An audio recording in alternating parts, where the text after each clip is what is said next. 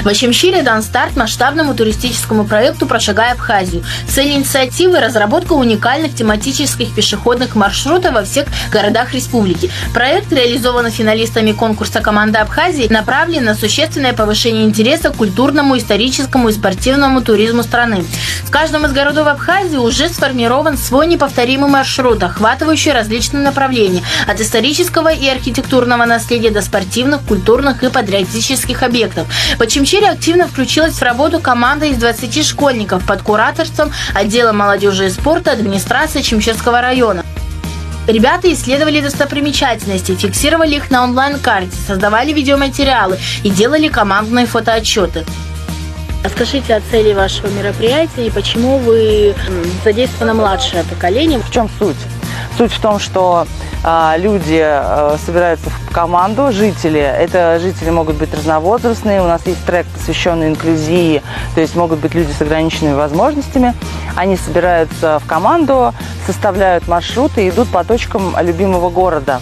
И наносят на Яндекс.Карты или дубль ГИС описание точек, где они останавливаются. Для чего это нужно? Первое, для туристов, конечно же, которые сейчас очень активно пользуются Яндекс.Навигатором и Яндекс.Картами и смотрят, что можно увидеть, куда можно поехать, зачем им ехать в этот город.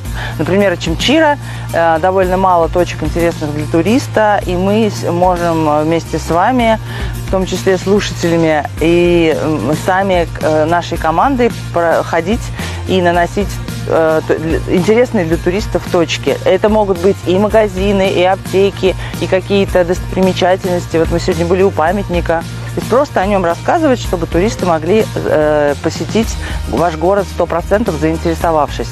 И с нами сегодня молодое поколение, потому что оно на самом деле меньше всего знает о своем городе. Когда ты начинаешь более глубокие вопросы задавать, они понимают, что у них есть недостаток информации, и мы как раз можем помочь им узнать свой город получше.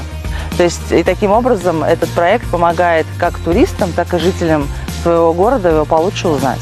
В рамках этого этапа проекта команда посетила значимые локации города. Мемориал Великой Отечественной войны на центральной набережной Очамчиры, знаменитую пещеру Абраскил в селе Отап и величественный Мокский храм. Каждая экскурсия сопровождалась подробными историческими справками об этих местах.